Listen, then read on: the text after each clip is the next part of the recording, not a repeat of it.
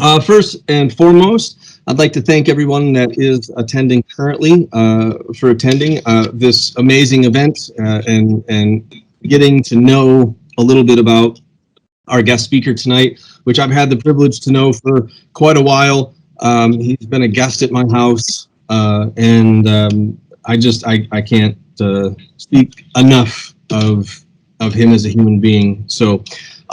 But first, I would like to start by thanking Montcalm Community College's co-curricular committee for putting this event on and putting all of the events on that we've held for our Indigenous Heritage Celebration here at MCC throughout the month of November. We have a really great dedicated crew of people on our committee who are really dedicated to this idea of inclusion and equity as far as education is concerned, and understanding what a co-curricular department or co-curricular committee is all about, which is really supplementing all of the things that we're doing in our classrooms, no matter what department or what discipline we're in, be it math, science, arts and humanities, or business. We really try to focus on enriching all of our students' learning here through the different events that we hold. So we couldn't do it without the co-curricular committee. I'm not saying that just because I'm on it. I am, but that doesn't negate the fact that they are a really dedicated and open-minded group of people, and I really thank them. So tonight's event is brought to you by them. So welcome to the Image Makers. This is a conversation about truth and reconciliation. Our guest speaker tonight is Darin Corbiere. So a few housekeeping things first before we get into the evening. I'm going to try to keep everybody on mute. That would be most appreciated. So if you do have questions, please drop it in the chat. I have my laptop open here, so I don't disrupt the conversation. I can answer your questions here. There will be an opportunity for questions and answers later in the night after Darren speaks for a while. But if you have questions or comments, please drop them in the chat, and we'll get to them as we can. So with that, I'd like to formally start the evening. My name is Seth Thomas Sutton, and I am the faculty and chair here at the Arts and Humanities Department at Montcalm Community College. And we have been running, this is our last event for our Indigenous Heritage Celebration here at the college. We've been doing all manners of different types of activities. We've been doing Anishinaabemowin's Word of the Day or Words of the Week, where we've been walking around asking students and faculty and staff to participate in speaking Anishinaabemowin. It's the traditional language of this territory. We've done a few different lectures and workshops with faculty and students, and tonight, this is really about highlighting and focusing on Indigenous art. Of course, we have, the idea of Indigenous Heritage Celebration, what that all means, and but what I wanted to do is I wanted to highlight and hold what I think is my favorite to last. And being the fact that I'm the Arts and Humanities chair, I wanted to bring in an artist to speak and kind of wrap all of these things that we've been talking about all month together and put a nice bow on it, because I think that artists in particular have a unique perspective on the world that we can really start to understand. And that's really why we labeled tonight's event, or why we named tonight's event, Truth and Reconciliation. Because all of the things that we've been doing all month are really walking and working towards what that means and what that is, and practicing what we preach. But sometimes words are not enough. I can tell you, I can teach you things, but sometimes an image works 10,000 times better than anything that somebody can say. So that's I think the main point of what we wanted to talk about tonight, and what truth and reconciliation means as far as coming from an Indigenous perspective, and then from a non-Indigenous perspective, how you can apply these concepts to your life and to your daily routines as well, and understanding what all of those things mean and how you can incorporate that into your family, into your community, and your society, and all of the places that you are involved in. So with that, I will introduce Darin Corbiere.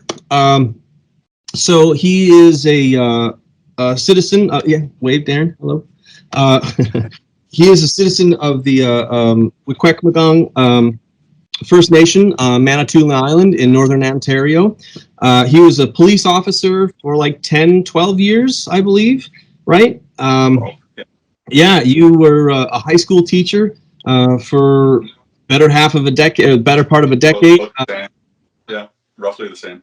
Yep, and then you also taught at the Sault College in Sault Ste. Marie for about 5 years or so. And then he recently moved with his wife to British Columbia, and now he's relocated to Cowichan Bay on Vancouver Island. Yes. Wow. Oh, yeah, go ahead. Did I say A for effort? Yeah. Okay, Cowichan Bay. So Darren participated in our art prize a few years back, and he stayed at my house for quite a while, and I was impressed with his artwork. Not only the medium and the mode in which he expressed himself, but it was the message behind it. I was really blown away, and I was really looking forward to when we were coming up with ideas for what to do for this month. Right, Darren kind of just was one of the first people that popped in my mind. So one of the projects that I've been working on, and then I'm currently involved in, and it's with Darren as well. Is the idea where I get the name The Image Makers, is a collection of Anishinaabeg artists, contemporary Anishinaabeg artists, that are dealing with this idea of truth and reconciliation. And again, images are in our culture far more powerful than words in a lot of cases, because sometimes words can't express the hurt or the gratitude or the depth of feeling in such a way that an image can, where an image can kind of transcend cultural barriers. And so this idea that we want to put these contemporary artists together in one sort of compendium that are all working towards this larger message. And I just, again, I fell in love with Darren's work the first time I saw it, and when we set up for Art Prize and being involved and watching all of the people as they were interacting and engaging with it, it was amazing.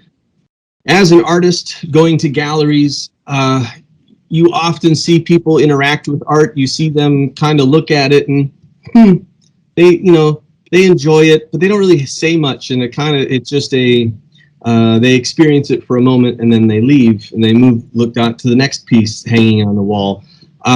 What I will say is that I didn't experience that with Darren's work.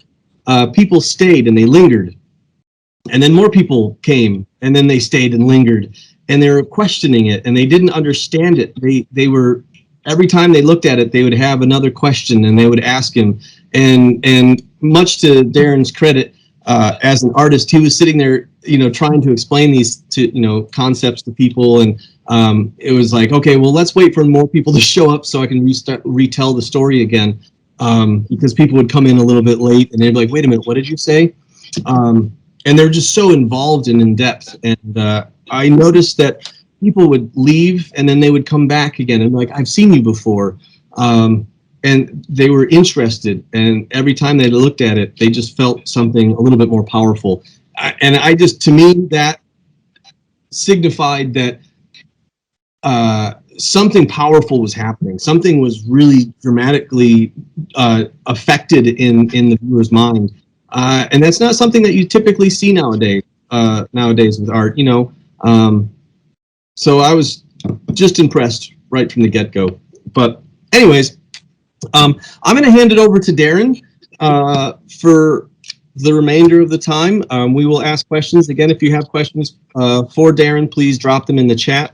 We will open up the floor to the viewers after a little while. But so without further ado, I can't tell you enough how much I appreciate and respect this man. So Darren, take it away.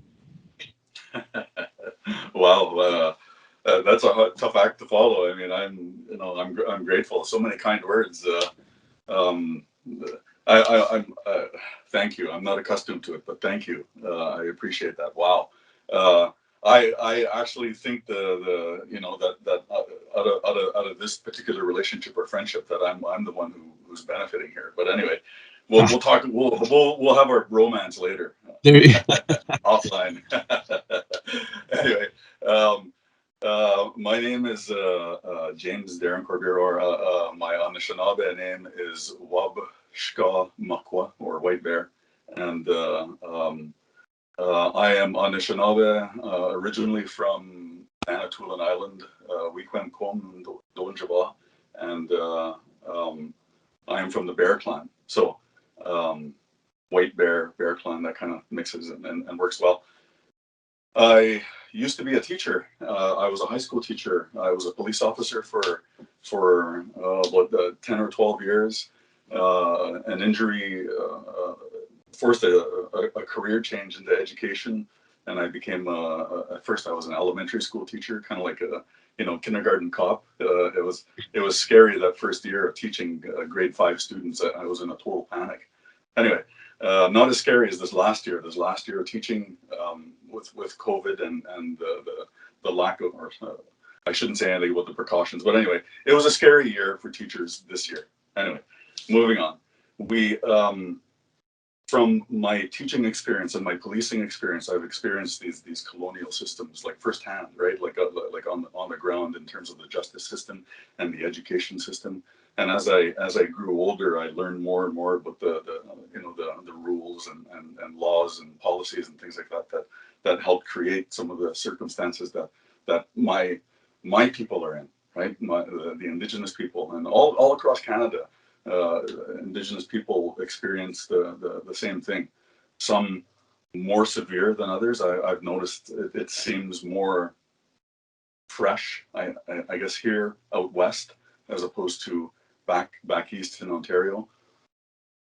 In any event, I wondered why, right? Just why. And when I became a teacher, one of the things that I began doing is that anything in the curriculum that had the word Indian or Aboriginal in it, it was kind of dropped in my lap. Okay, guess what? You're teaching this semester, and so I really had to do a lot of homework in order to understand some of these colonial concepts, right? Curriculum in as much as there are good people behind it, and there are probably Indigenous people who participate in the creation of the curriculum. It is still a colonial document, and I would interpret it differently, right? I would put my little Indigenous spin on the curriculum and teach it differently, because 90% of my kids, when I was teaching at the high school in Sault Ste. Marie, 90% of my kids were Indigenous kids, right? From the local communities, and even some that were flown in. So some of these kids have to fly in from 1,000 kilometers north to attend high school. That is a horrible situation. And when those kids come down to a major center like Sault Ste. Marie, for those of you that live around Sault Ste. Marie, you know how big Sault Ste. Marie is. It's horrible for these kids. Education should not be traumatic for a student in any way. So 1 year, one of the things that I've always tried to do is I've tried to emphasize, because I was a police officer, I used to emphasize safety, especially with our young women and girls, knowing what was going on, or knowing the stats, seeing the numbers. And I would always try to make sure that my students were safe. I would always try to educate them. So we'd learn about places like in northern BC, Prince George. I was in Prince George I lived there for 4 years. It is infamous back east for the Trail of Tears, or the Highway of Tears. Trail of Tears is an American thing.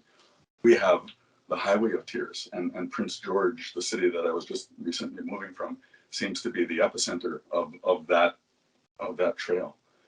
In any event, I would warn my students, on graduation, or not on graduation, but especially the young girls, be careful out there. You're going to travel, you're going to see things, do good things, but be careful. Okay? I don't want to see you as a statistic. So what we did 1 year was that.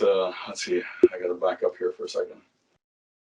My mind is kind of. I've been rehearsing this, and I just got to keep all the rivers or all the levels separate. One of the things I would do is in my classroom we talk about one of the places was the Native Women's Association of Canada. This is an organization in Canada that brought up the whole concept of missing and murdered Indigenous women, and initially they were talking about only 500 women missing. And then the RCMP came out with an investigation and said it was actually more like 11. And then that number kept increasing year after year after year. The public kept demanding this national inquiry into why the Indigenous women are disproportionately represented among the missing and murdered. As you're starting to, I think, realize in the States as well, the northern U.S., the Plains states, you're starting to realize that more of your Native women are going missing than on average. It's a horrible situation. But they started the ball rolling. Eventually, the Truth and Reconciliation Commission was created, and they produced a report in 2015. And the Ontario Secondary School Teachers Federation, the OSSTF, the teachers union that I belong to, put out a call in response to the recommendations of the Truth and Reconciliation Commission. And I should back that up a bit. In Canada, there was a large commission to try and determine the reasons, if any, behind the disproportionate number of Indigenous women and girls going missing or murdered. And at the end of this process, they produced a report and made 97 recommendations. And some of those recommendations were specifically about education and what education needed to do in order to move the process of reconciliation forward. And the OSSTF, the union that I was a part of, put out a call a year after the report came out. They put a call out looking for people to come and contribute to a kit. They wanted to create a kit that they could send to their members, to the high school teachers, to say, this will give you an idea as to what, some of the topics to talk about for Truth and Reconciliation. I came up with a puzzle and a board game, and they took the puzzle, and I was left with the board game, which is okay. It's a great thing because it turned out to be a lot of fun, and it turned out to be pretty cool. So I'm just gonna, if you can bear with me here for a second. Actually, before we go any further, are there any questions before we go on? Is there? Not at the moment. Not at the moment. Okay. Well, I'm gonna take a sip of water anyway.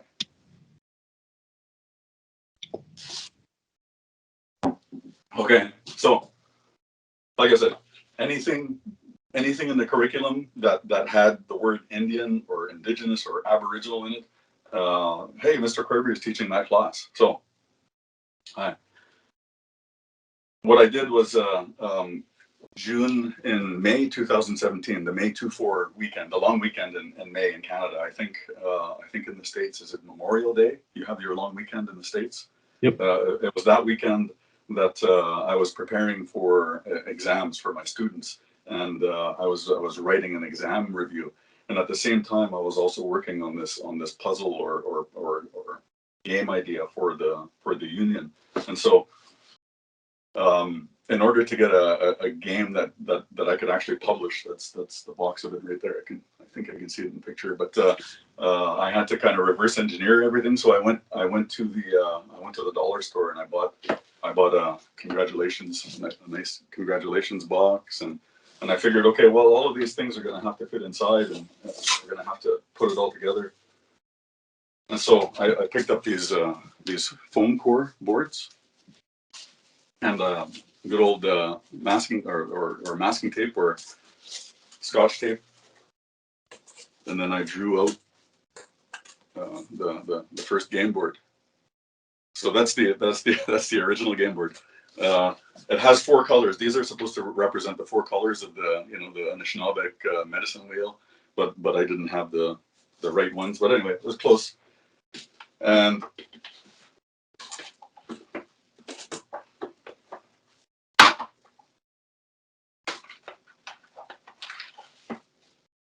I had to come up with some trivia cards for the kids to be able to read really quickly. So we had certain categories. So let's see, bingo.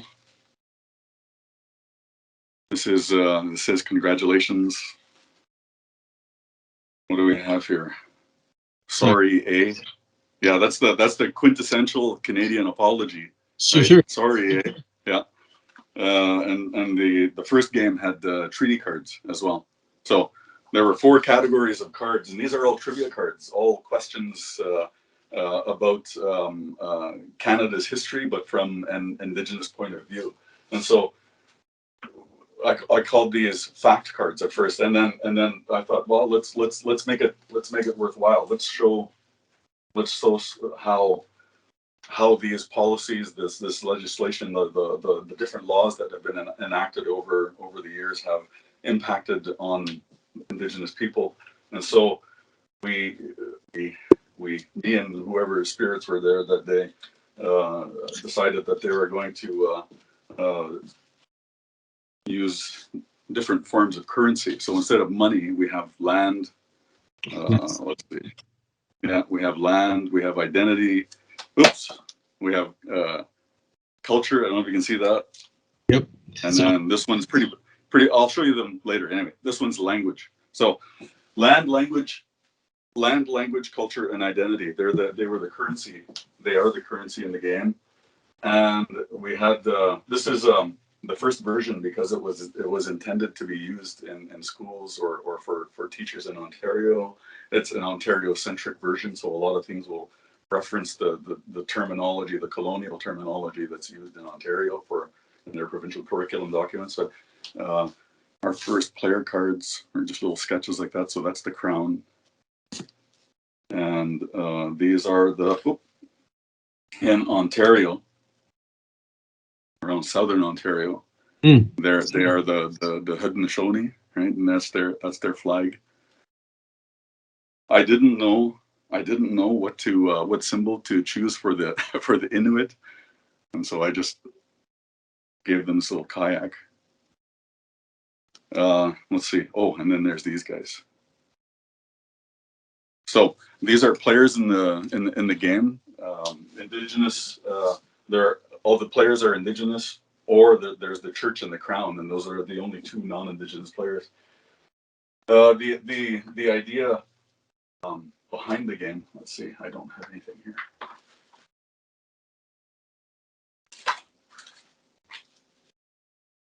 Give me a second here, guys. So the artwork. The artwork was very plain and simple. I don't have everything out here, but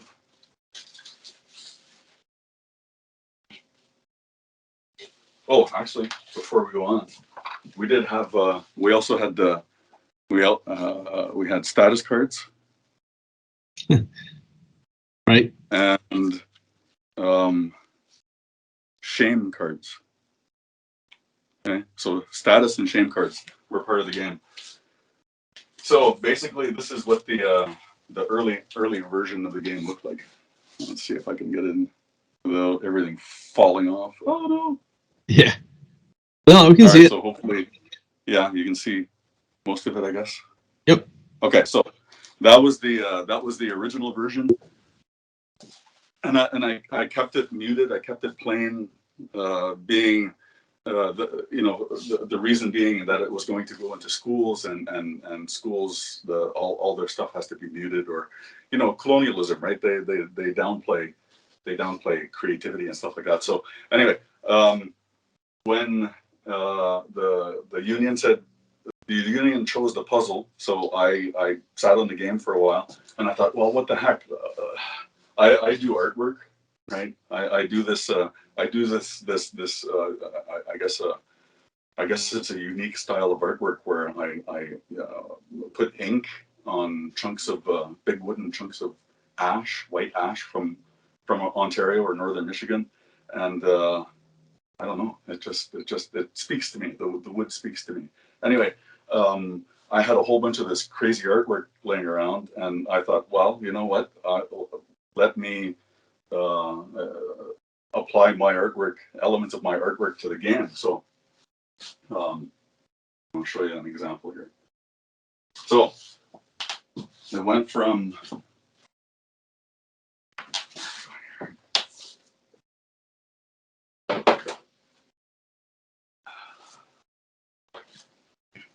so now we have this. So from a congratulations dollar store box to this is the finished product. It took a while to get to this point, but I'll show you this later. I'll show you this later. I want to explain the process. See, if anything, I am deeply spiritual. If you take anything away from this conversation today, know that I am deeply spiritual, and Creator has a plan, and I have to listen. That's all I got to do, and the work. I got to do the work too. But that's why I met Seth. That's how I met Seth. Creator put us on the path together. Anyway, one of the cool things that happened was that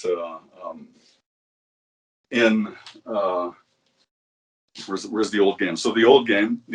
I had the old game, and I had all this artwork, and I thought, okay, well, I'm going to apply elements of my artwork to the game, and I had this great graphic designer that I worked with. Her name is Gabrielle Fogg, and she did this amazing work, and it was going to cost me like $4,000 to get it done. And I thought, oh, I don't have money like that. So I have these little graphic novels that I sell, like comic books, and I also have online Anishinaabe language lessons through Sioux College. It's gained me some notoriety, I suppose.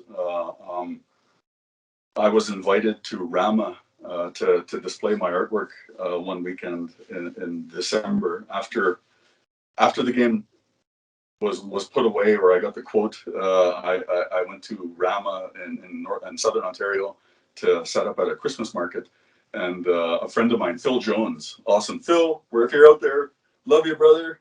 Anyway, Phil Jones saw my artwork. He loves my artwork. He's a sculptor. His artwork is amazing. He knew that I was in Rama and I had a few pieces of my artwork set up, and he invited me to meet a friend of his down in Toronto. He was down in Toronto for the weekend, and meeting with this art dealer from Germany, this German art dealer, and he took one look at my artwork. I had 6 originals with me, and he bought them on the spot for cash, and it was enough to pay to have the artwork digitized. It was amazing. It was amazing just how everything. I like to hustle wherever I can. So one of the events that I went to was I took the prototype of the game to it was an education conference in London, which is just not England, just across the river there in southern Ontario. Yeah, bad London, and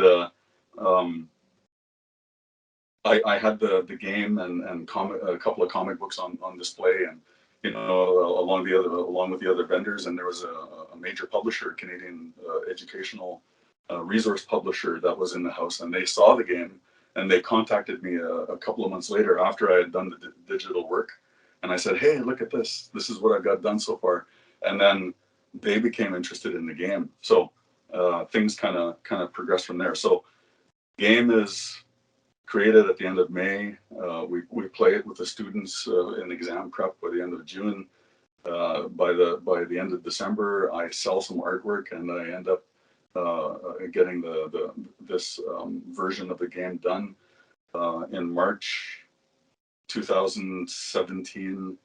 2018, I have a major Canadian publisher asking about the game, making inquiries about the game. So things, the relationship that we were all set to go.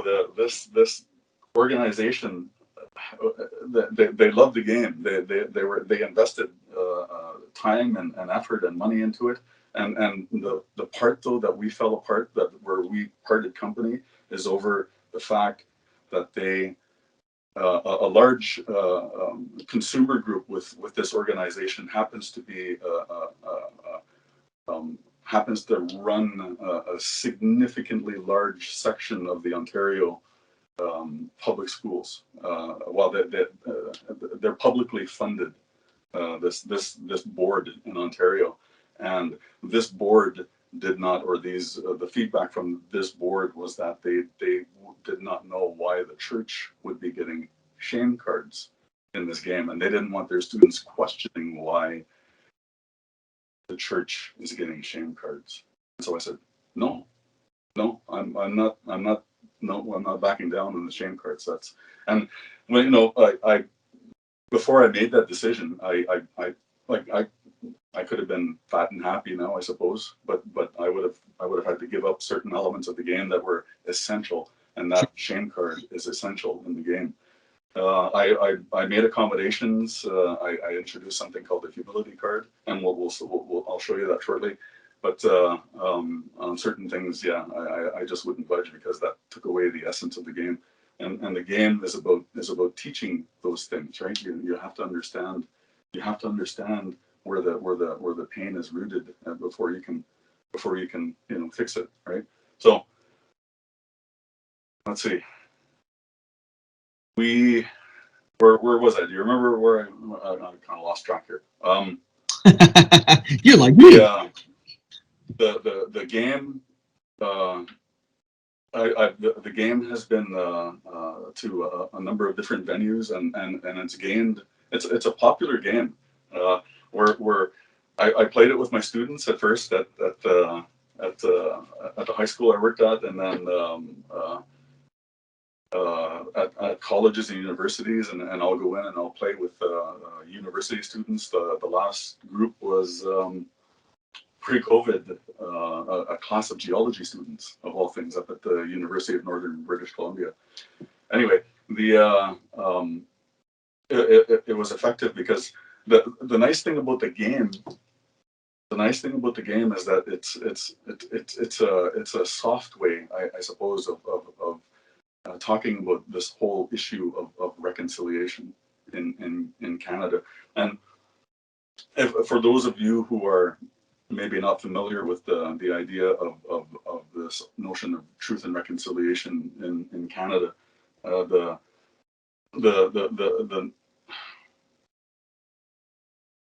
I guess the best way to describe the relationship, I guess, between Indigenous people and Canada is that of an abusive one.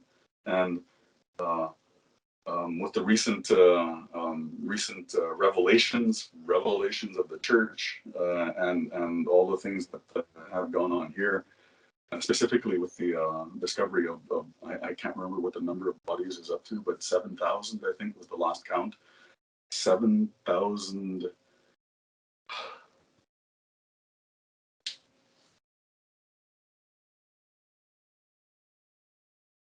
plus babies, kids in these places that are supposed to be sacred. Well, they are now. They'd be sacred now because of our blood.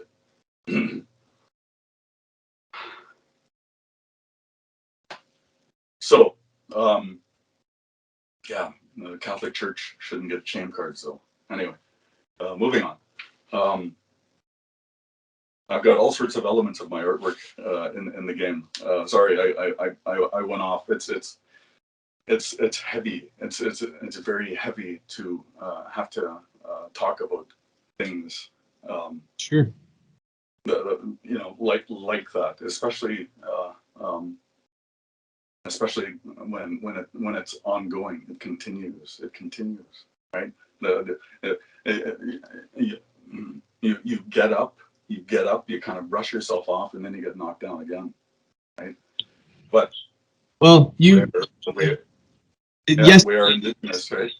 Well, yesterday when you and I were talking, you had made a really good analogy that it kind of stuck with me. The idea of, you know, being a teacher is going around and you're picking up all the rocks and sticking in a bag, and eventually, you know, you can't keep the weight. You know, you can't bear the weight of all the rocks. And one way of, you know, understanding this idea of reconciliation is unloading some of these rocks and leaving them by the stream to let the waters wash them away and wash over them. And that really stuck with me. That meant a lot to me when we were talking about that yesterday. And why I appreciate this game is that idea of what you're doing is unloading some of that heaviness and that burden, right? Through something that's very playful. But sometimes, you know, the innocence of children having that interaction and that play can learn, you know, you can learn to learn, if that makes sense. So I don't know. You just made me think of that, and that was really powerful. So I didn't mean to interrupt. I guess the similar analogy would be, you know, put a spoonful of sugar helps the medicine go down. Is that the right? You're giving the kids good stuff or students good stuff. Yeah, hopefully. And, anyway, let's get back on task here. Breaks over. Let's see. We talked about meeting up with this publisher and the parting of company there. And since then, it's just, I've just been sitting on the game. Now, one of the things that I've been meaning to do is to do a crowdsourcing campaign.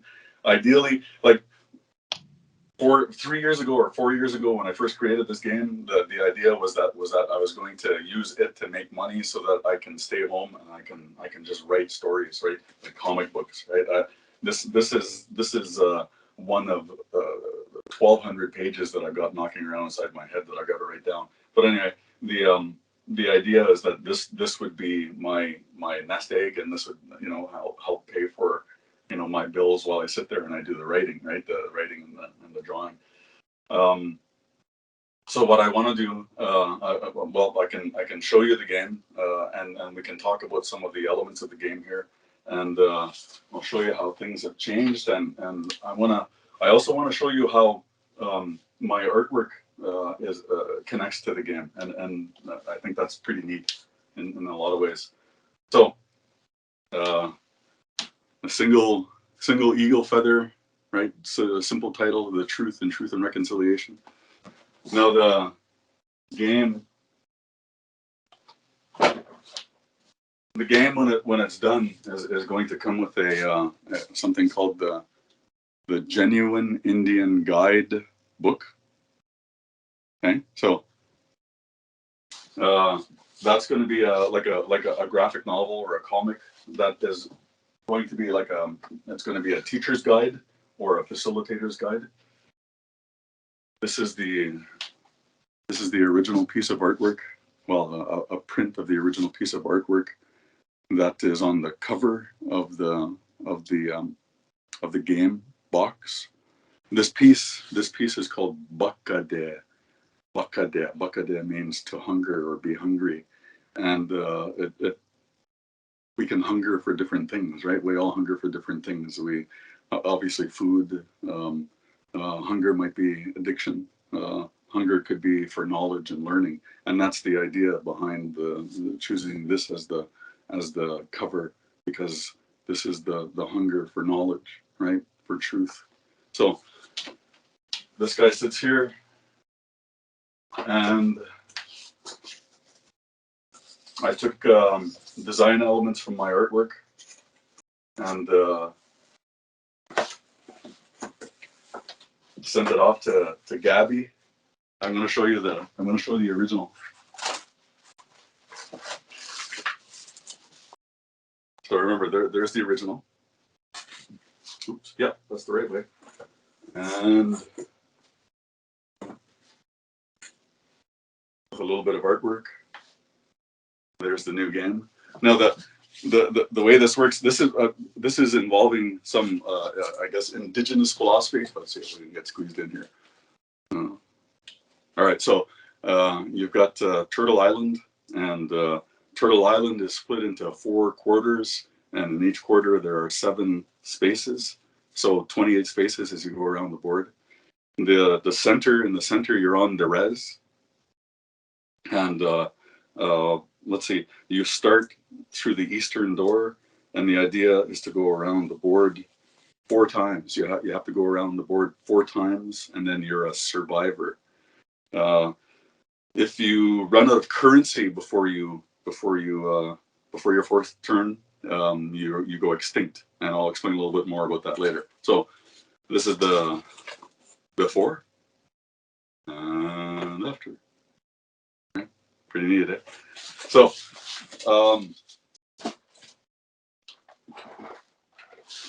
doing this early collaboration before the split, in the collaboration, there was some talk about improving gameplay, and the initial game had it was based on a deck of cards, right? So 4 suits or 4 categories, and there were 13 questions in each of these categories. So like a deck of cards. So it was recommended or suggested to change those up to include more information, more cards, and so we increased the number of cards, and I guess, and therefore the number of the amount of information in the game to 100, from 50. Was it 52? Yeah, 52 to 100. So you still have the sorry A. We have treaty cards. We have the congrats cards.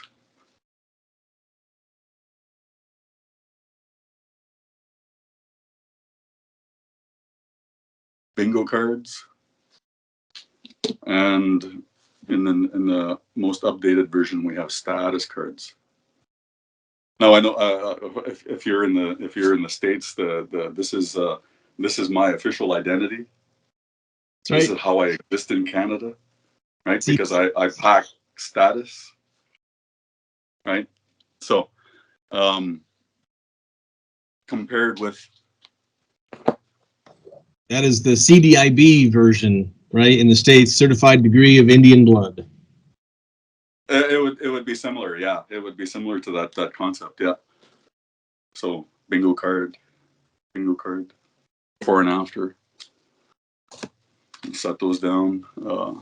Sorry A, and like I said, it's the quintessential Canadian apology, and so the emphasis is on the Canadian flag. Sorry A. Biggest part of flag. Oh, are you there? Yeah. Yeah, I was gonna say. Okay.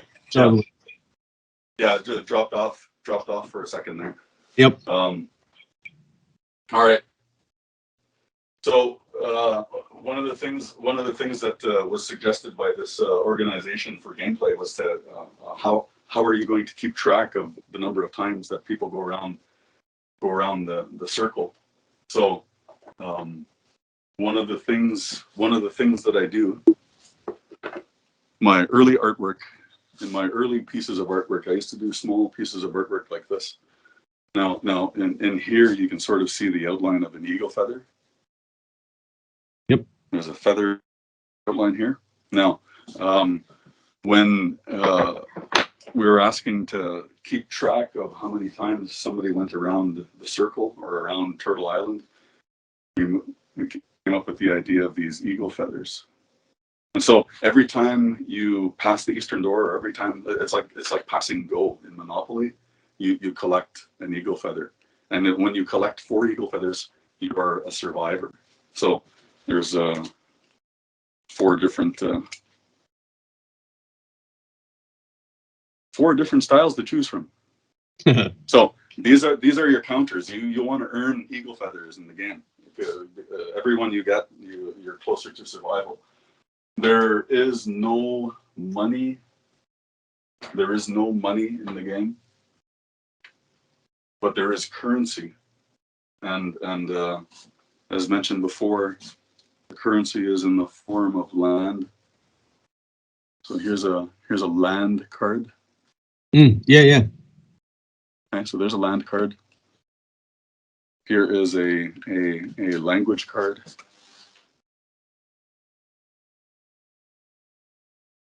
And then culture, and then identity.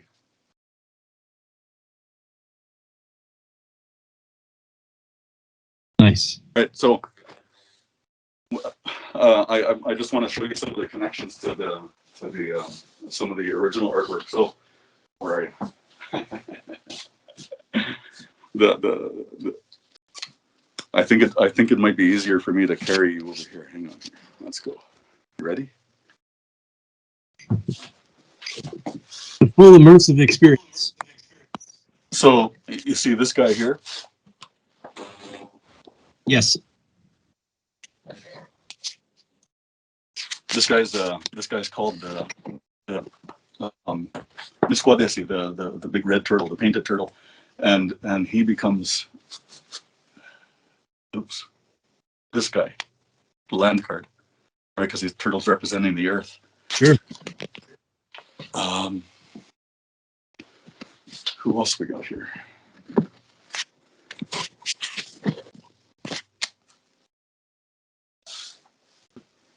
In this one of the other art forms or things that I do for artwork is a graphic novel, the graphic novel series, and when we look at language, you can see the right here. You can see the breath of creator kind of leaving the mouth, and it becomes language. How it turns into language, and that was inspired from this image here from the creation story where creator breathes life into the first human. So you can see similarities there. So all sorts of connections to the other to my other artwork. Just tidy that up a bit. All right, so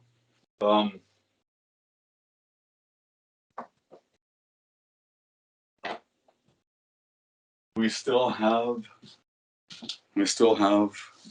shame cards and different phrases. You're 100% pure status or 100% certified status, right? It's like a when you're a piece of meat and you get that stamp on you. Sure. That's what these are supposed to represent. Yeah, right. You're a commodity, right? And then the compromise with the publisher to create humility cards. That was the compromise. They wanted that in lieu of the shame cards, but like I said, I wouldn't give up the shame cards. So in this game, let's see. We have in Canada there are three distinct Indigenous groups according to the government. There are the First Nations, and then there are the Métis, and then there are the Inuit, and we're all governed by separate pieces of legislation and policies, but the big one is something called the Indian Act here in Canada, and it's a train wreck mixed with some bad legislation. In any event, these are some of the things that you'll learn about playing the game. So in Canada, or in this game, you're going to have the Métis, and the Métis are often Yes. identified with this infinity symbol, and then each province in Canada has. So this is, for example, Quebec, and Quebec.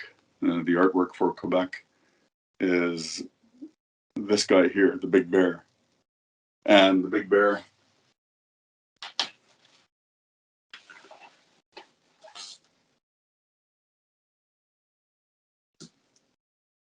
so that's the original artwork, and then now it's a part of the game. So all sorts of places where now we're going to take Quebec. All sorts of places where the artwork is incorporated. So we're going to take Quebec. We're going to take Quebec. We're going to put it up here. So this would be one of the Indigenous players, and the only other non-Indigenous players that we have are the church. And with this, I labeled the primary denominations that ran the residential schools in Canada, and the top one is up there, the Roman Catholic Church. They ran most of the residential schools here, and then you have here the crown. We don't. I know in the States you refer to it as the state. In Canada, we refer to the government as the crown. So.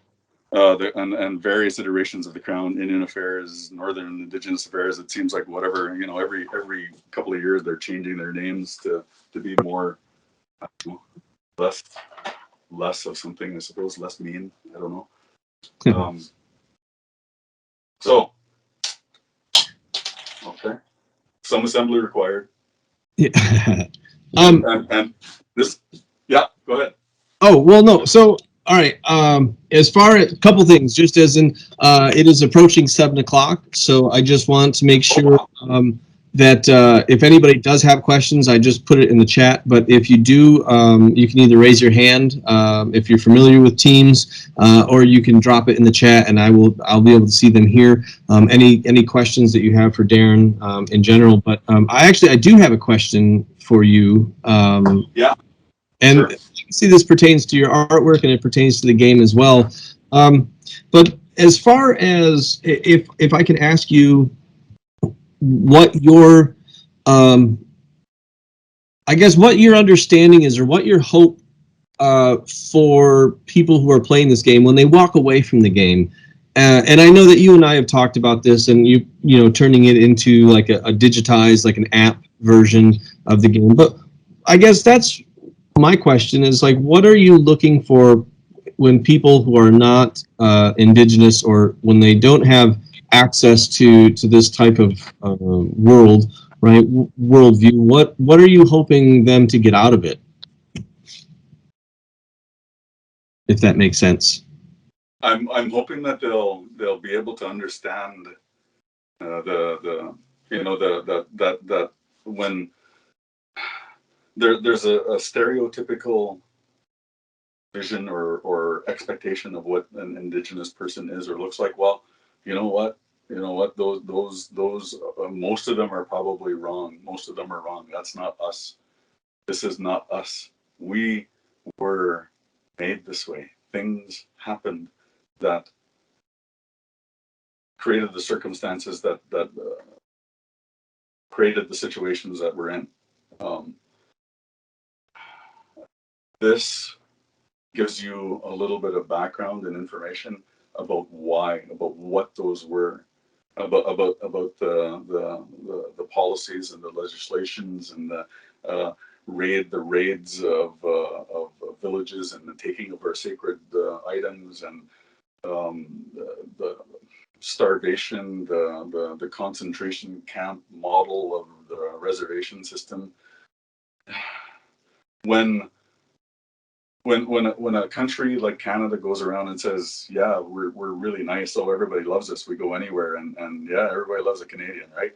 Well, you know what? You really gotta look a little deeper, right? Look a little deeper and see what they've done, see what's happened here, what's happened in this land, right? It's now sacred land with the blood of babies. I mean, in these, you know, people need to know, and this is a way that is easy, I guess, easy to open up those discussions, to have those conversations, right, over a board game, right? You get together with friends. Oh, let's check out this new game, and you know, you play the game, or I'm hoping that in the near future I'll have an online version. You can play it online, but that you can have those conversations. A lot of people will say, I didn't know that. I heard about that, but I didn't know that. Wow, that's true. They really did that. They were they were sterilizing Indigenous women in Alberta in the 70s. Wow, that's unbelievable, right? And it is unbelievable, and but it's true.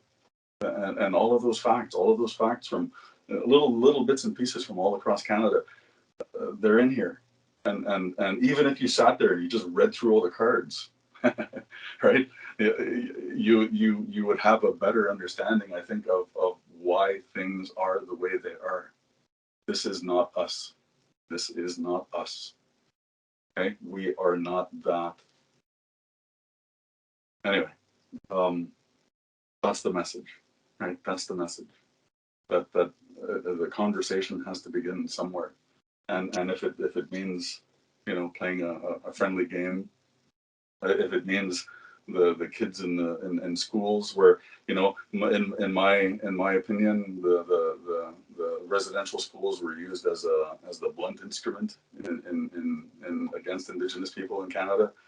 You know, it was weaponized. Well, now the school systems have an obligation, I think, and a duty to educate about those things that happen.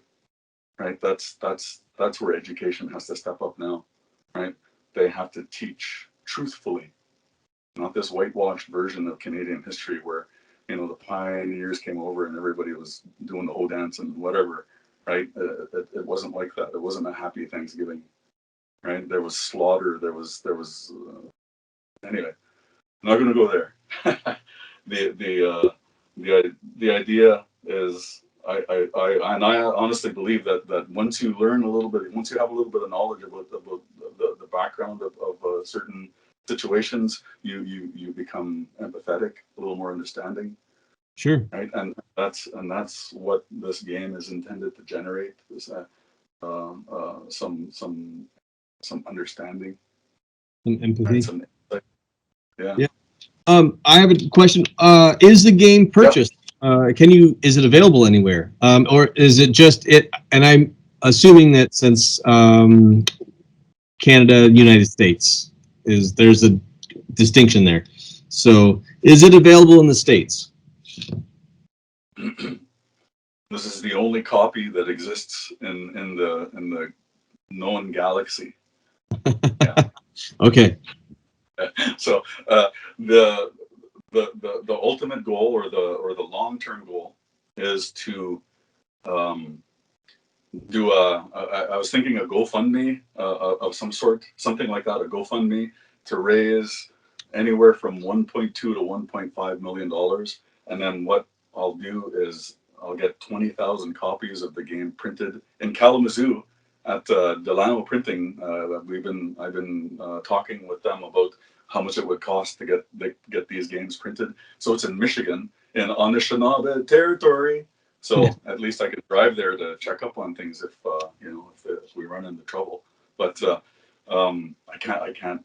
They probably wouldn't let me into China if I ordered the games from there. So besides, they're $1 cheaper coming in from the States.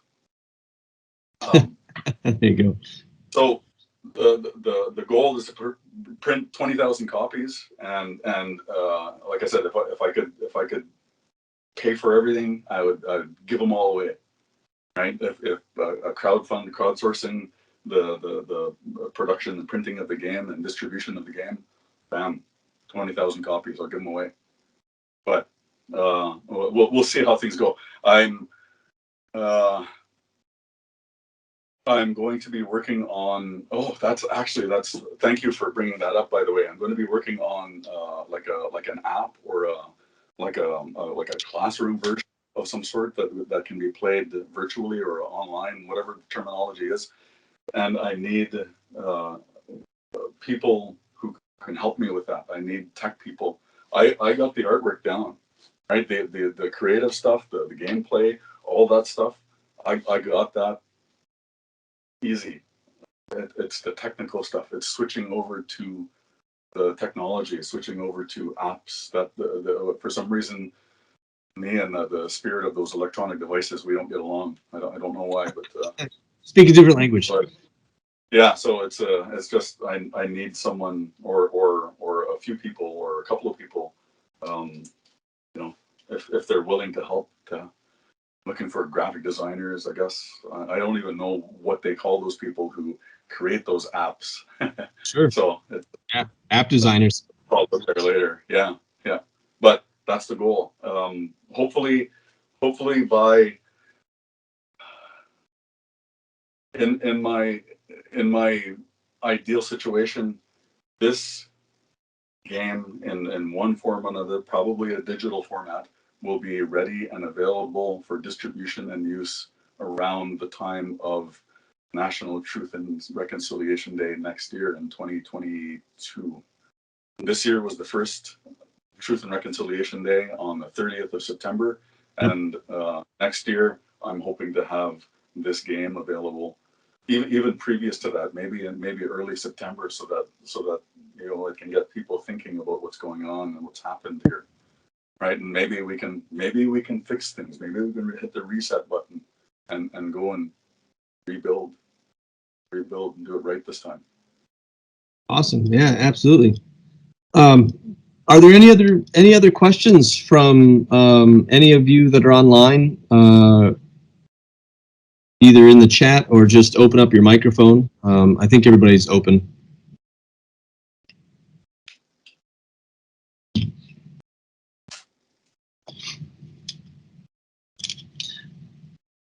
So one thing that we have, that you and I have talked about, wait to see if anybody pops up, but one thing that you and I have talked about, I think quite a bit as far as, again, this idea of, yes. Can you read some of the cards? Like what would the shame cards? In particular, this question is, what would a shame card be? Or what would be some of the questions? Yep, and I have another comment that's a reiteration of that. That would be cool to read through a few. I'll save my. All right. I'll give you an example of a sorry, eh? Okay. These cards are called truth and consequence cards. So when you land, I'll bring the board back up here.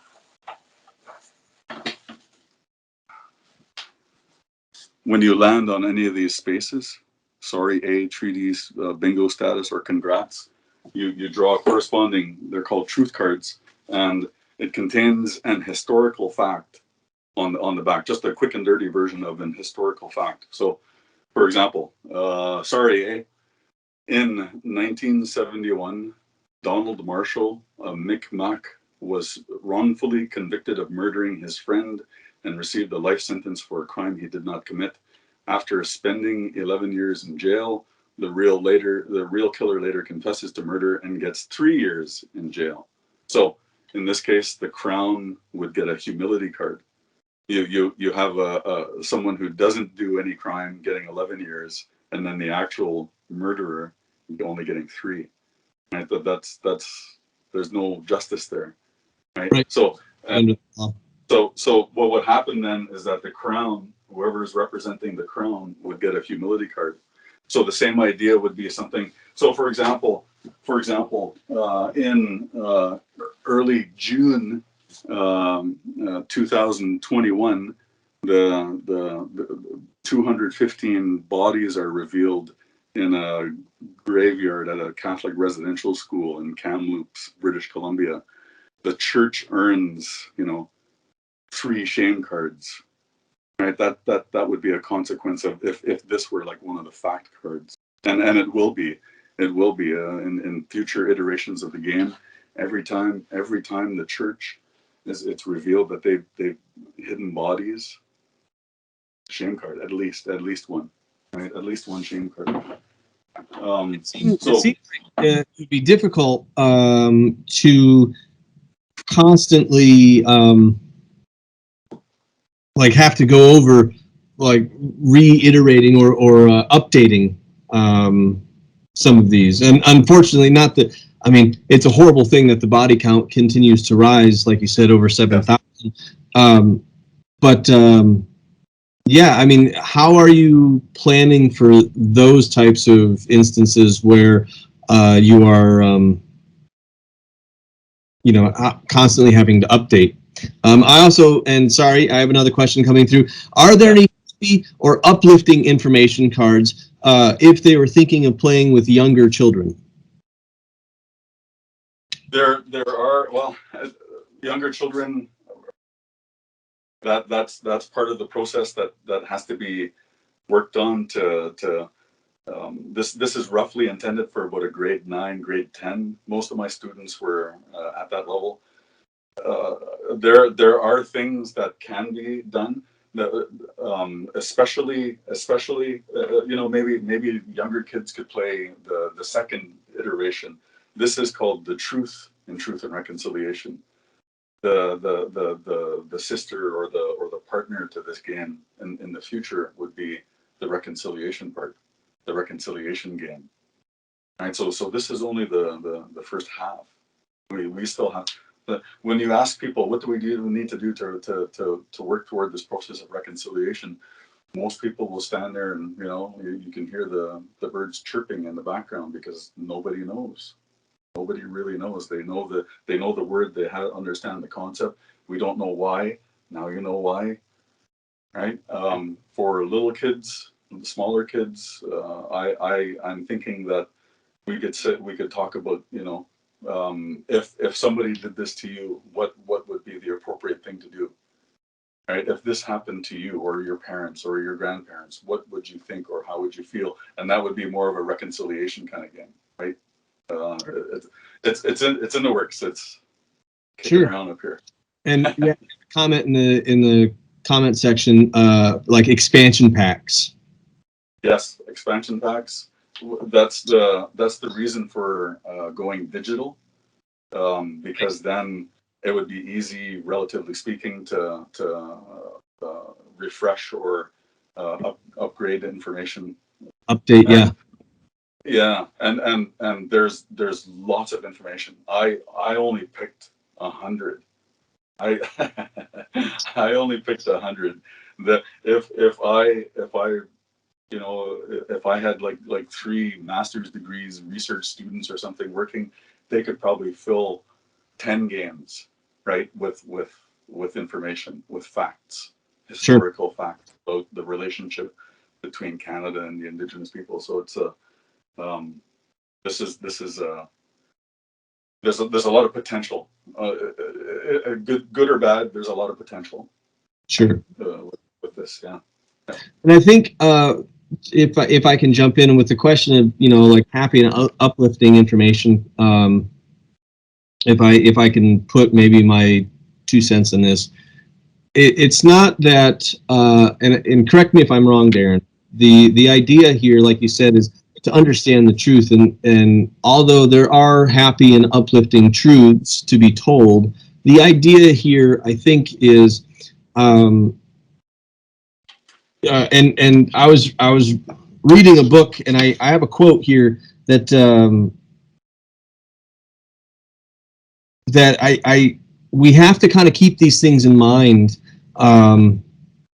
That we have to keep the truths in mind so we can sort of recapture and understand what it was like in order to move on. And it isn't the happy feeling and the uplifting feeling is more of that reconciliation part, because I think that if I'm thinking through this properly, that's the casting away the stones, casting away that weight.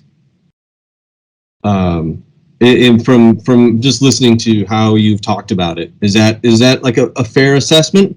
Is the reconciliation casting away the weight? That would be more like somebody coming over and saying, "Here, let me help you with that." Right? That would be reconciliation. Geez, you're carrying a lot. Let me take some of that for you. Right? That I think that would go a long way. I did an exercise recently at another presentation, and I used blankets as different layers of oppression, and one blanket representing a different layer. So the Indian Act of 1867 was one blanket, and through successive incarnations of the Indian Act was another blanket. Oh, we lost our outlawed our potlatch systems, outlawed our traditional governance. It's another blanket, and then I got this big heavy blanket at the end. And I said, this is the discovery of the bodies at these churches, at these residential schools, and it just that's how they felt. That's how it feels, I guess, to be Indigenous in Canada, because we carry this, right? We carry this all the time, right? And so earlier, maybe I talked about being resilient, and that's just it. We're resilient, right? And so those things, elements of resilience are incorporated into the game as well. So it's not all bad news, right? It's not just hurt and those types of consequences. There are instances, historical facts that where Indigenous people assert their rights and they actually win. There's I don't know how to pronounce the name, the Dekamiku decision here in Canada, which recognized Indigenous authority over traditional lands.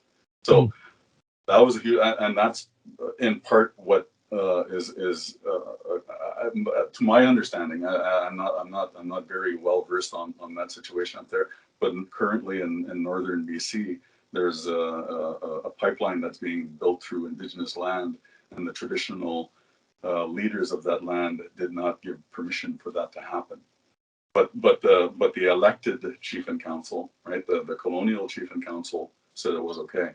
So now people are protesting in support of the traditional government, and it's so reconciliation has a long way to go, right? And lots of things need to be done in order to get to that point.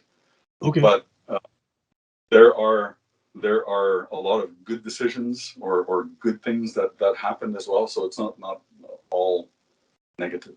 It's just probably about, out of 100 questions, it's probably about 90 of them are negative. And to be honest, the happy things are few and far between.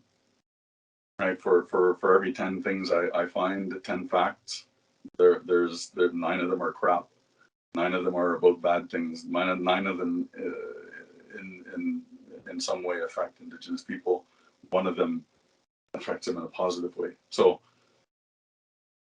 I guess the answer is society has to reconcile, and then I'll have all sorts of happy things to say in future games. Yeah, that's the goal, right? Yeah, you never know. Nice. Yeah. Are there any other questions from any of the attendees out there in the internet land? Sure. Well, I cannot wait.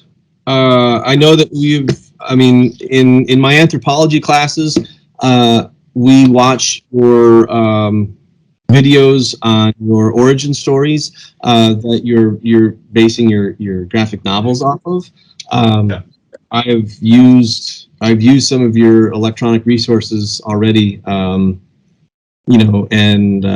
they really connect with students. And again, that idea of I found in my classrooms the use of your artwork and your graphic novels and soon the game have a nice way of resonating with students, and they're a familiarity with it, and they do have a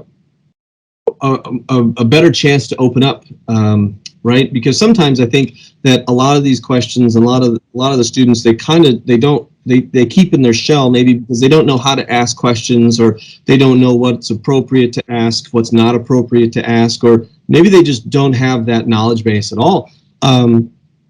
But having like a comic book or something that they can relate to starts to get them talking and having a dialogue. And so Mhm. I think that you're right on the right track, and I'm looking forward to the game, quite frankly. I have do you have a GoFundMe set up yet, or how can we share this story, your story in your game? I have a website under easternwoodlandart.ca. Yep, It's I'm fair. that in the chat right now. It's also in our on our website. Um, so And that I've I have a partner agency, and we've applied for a grant, and we're supposed to hear mid-December about the application, and it's a $50,000 grant. The idea is to create that app, or that game, digital game. I'm thinking, I don't know. I don't know if you guys know about this game service. It's an online game service called Steam, I think. Steam, where you buy a subscription and you can log in from your device or your tablet, or and with a code, and then you can all play the same game. So I'm thinking about setting something up like that, to play the Truth and Reconciliation game. Then it gets out there faster, right? Just bam, it'll in an electronic version. That's something I'm going to try to do. So the GoFundMe, I'm I'm working on it. There are things that just have to fall into place.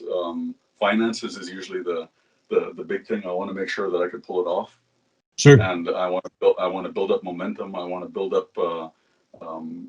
I've just started reaching out on my, well, I have a Twitter account on the Truth and Reconciliation. I don't even know. It's so new. I don't even know what the heck it's called.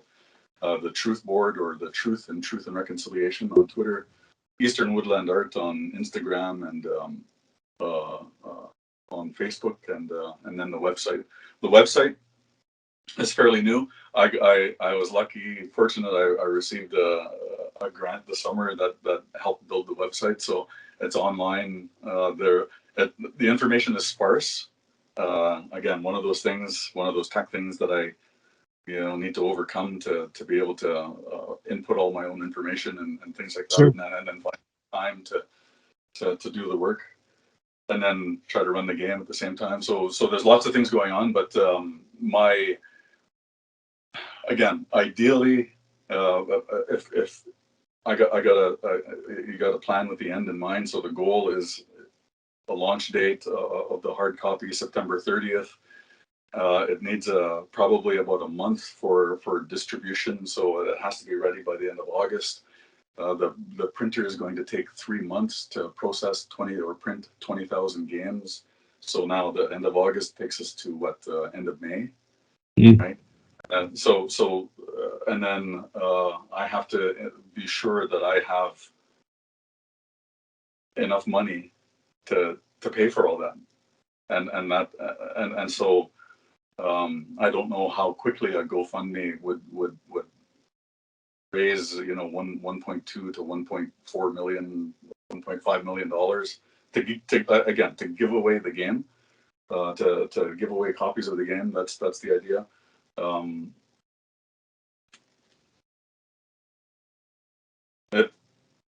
If everything works out well, so if we get the digital the funding for the digital game creation of the game of this board game, that'll take off. I have to do the genuine Indian guidebook, and that's basically going to be taking the information in the cards and just putting it in a narrative of some sort, a story of some sort, and then it'll also have all the references, like a proper thesis or whatever. I have all my sources listed, but the guidebook. It'll take about 3 months for me to write the guidebook, and then that'll be included with the game when the game is ready. So all of these different projects going in three different directions, I would have to start tomorrow. Yeah, you have a lot of work. Yeah, tomorrow. Yeah, December 1st, right? Tomorrow's December 1st. Yeah. So I'm gonna be doing a lot of social media stuff about the game, trying to generate support. Sure. And then ideally there will be electronic versions of the game available in September 2020, as well as hard copy board game versions. Yeah. Ideally. I think putting it out there. Version is you're right on with that. All right. Well, we have time for one more question, and we unfortunately have got to put this conversation to rest. Is there anybody else that have any other comments, not necessarily questions, for Darren?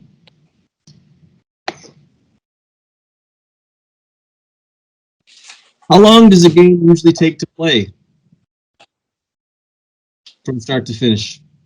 It's not like Monopoly where it could go on for like weeks, is it? Yeah. In the games that I've played, players have gone extinct fairly quickly. I love that word. I'm sorry, I don't mean to laugh, but most that's okay. Yeah. Most of the time I would play with my students, and we used about an hour, and the game wasn't done. Nobody won the game within an hour, unless they were really lucky and something happened. But give it about an hour. It's intended. The way it's laid out, the cards are roughly about the size of a cell phone, and I figured that it's quick information that you would read on the screen of a cell phone. Put the card away, it sinks in. Move on to the next. So I don't know. It's I gapped out. Sorry. What was the question again? Well, no, but you said about an hour or so. Just how long? About an hour. Yeah. I mean, that's kind of a hard. Yeah. I could see that's kind of a difficult question. Depends on I'm assuming it depends on how many people are playing it as well. Or who's there, or how much discussion is had. Because sometimes you might only make one round. If you have 10 people playing this game, you can have up to 12 players, or 12 teams, and that's often how I play it. They have 3 or 4 people per team because we're in a big room of 50, 60 people or something, and sure. So that's how they play. And so those discussions will go on. We might just make one round and the game is over, or we run out of time. It's mostly run out of time before the game is done. Yeah. So it depends on how. Yeah. And it's vicarious trauma too. It depends on for some people, especially a lot of Indigenous people who played the game, they see they recognize these stories, and they might not want to play anymore. Yeah. Some of them will kind of back away from the table and say, okay, that's I'm good. So it depends, but generally speaking, about an hour. Yeah. Wow. So another comment come through. Marketing the game to schools It's a great idea. It's a great teaching tool. So thank you very much for sharing your story and your truth with us. And I'm going to echo that as well. Darren, thank you so much for everything, for your time. I could listen to you and about this game for hours, and I'm going to continue to do that as well. But yeah, no, I really appreciate you taking the time to talk with all of our guests today. And I did drop your website in our chat here. Like I said, this is being recorded, so this will be put out on our website and on our Facebook page as well. So the website is there, easternwoodlandart.ca, right? So, because it's Canada. I truly implore all of you to follow Darren on Facebook or Instagram or whatever social media platforms that are your favorite, and watch. He's constantly doing art gallery shows with his work. He's posting images all the time of his work, too numerous to even talk about. But please take the time to follow Darren, and you'll start to understand more of this thought process behind this idea of the truth and reconciliation game. With that, I'm going to say again, thank you so much, everybody, for coming out tonight and tuning in. Thank you, guys. And I appreciate it. Again, thank you for the co-curricular committee for this opportunity to have Darren come and speak with us. So I will say good night, thank you, and I am going to stop the recording now.